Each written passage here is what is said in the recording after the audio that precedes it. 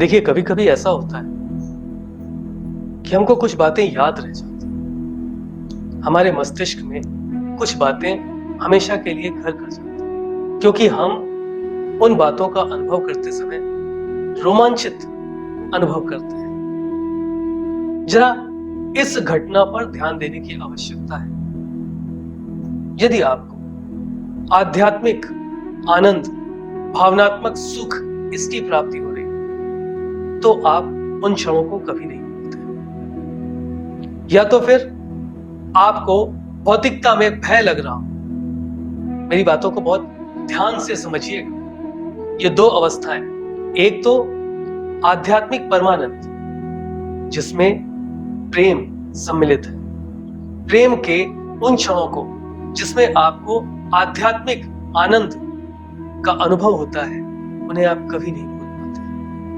और दूसरा भौतिक भय, आध्यात्मिक परमानंद और दूसरा भौतिक भय। यदि भौतिक भय होता है किसी भी चीज का, किसी अपने से बिछड़ जाने का भय, कुछ ऐसे क्षण जिसमें आपको लगता है कि हमारे द्वारा अर्जित किया हुआ कोई भी रिश्ता, कोई संबंध या कोई संपत्ति हमसे अचानक से छूट जाए, तो उस भय को भी आप कभी भूल नहीं पाते। और ऐसे में शरीर, यदि भौतिक आपको अवस्थाओं के कारण भय उत्पन्न हो रहा है, तो शरीर प्रतिक्रिया देता है, शरीर में कंपन होने लगता है, हृदय गति असंतुलित हो जाती है, आंखों से अश्रु बहने लगते हैं। और ये आपके मस्तिष्क की जो कोर है उनमें जाकर के छप जाते हैं ये क्षण। यदि आपका जीवन 20 साल का हो गया है, तो संपूर्ण 20 वर्ष आपको याद नहीं हो, लेकिन 20 वर्ष में घटे इस प्रकार के अनुभव आपको हमेशा याद होंगे। देखिए, आध्यात्मिक परमानंद वो अवस्था है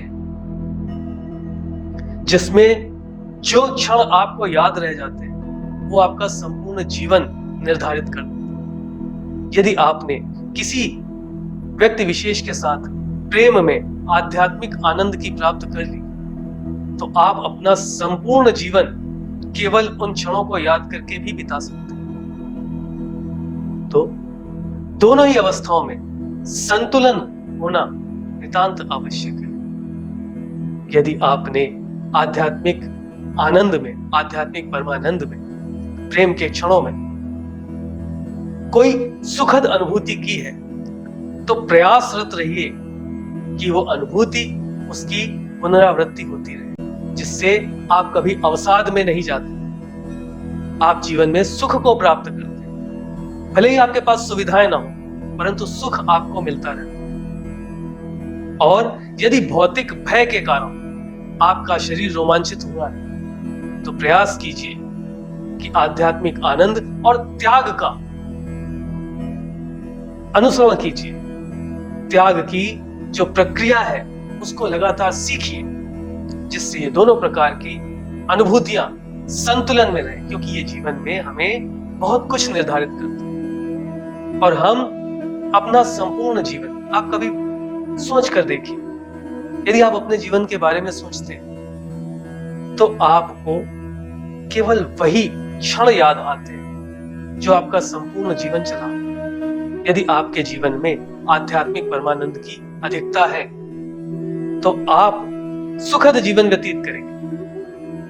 आप जहां भी बैठेंगे लोगों को सुखी करेंगे। आपकी उपस्थिति में लोग अपने अवसाद भूल जाएंगे।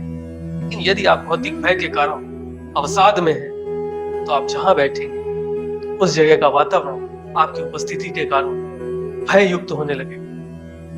तो थोड़ा सा इन बातों में सोचने की आवश्यकता है। और हाँ, एक स्थिति और होती है जब आपको दिव्य साक्षात्कार होता है। दिव्य साक्षात्कार भी व्यक्ति कभी नहीं भूलता। दिव्य साक्षात्कार स्वयं का भी हो सकता है, ईश्वरीय अनुभूति का भी हो सकता है, कुछ ऐसे क्षणों का भी हो सकता है जिनके बारे में आपकी कल्पना भी ना हो, उसे दिव्य साक्षात्कार कहते हैं। तो ये 3 प्रकार की अवस्थाएं हैं जो आपके संपूर्ण जीवन को निर्धारित करती हैं। इनमें संतुलन बनाकर रखिए। ठीक है।